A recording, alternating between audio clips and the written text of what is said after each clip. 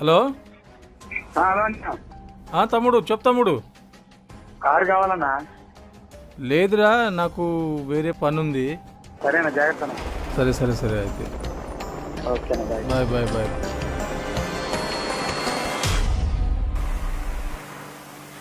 అన్న ఒక 100 రూపాయలు పెట్రోల్ పెట్టు.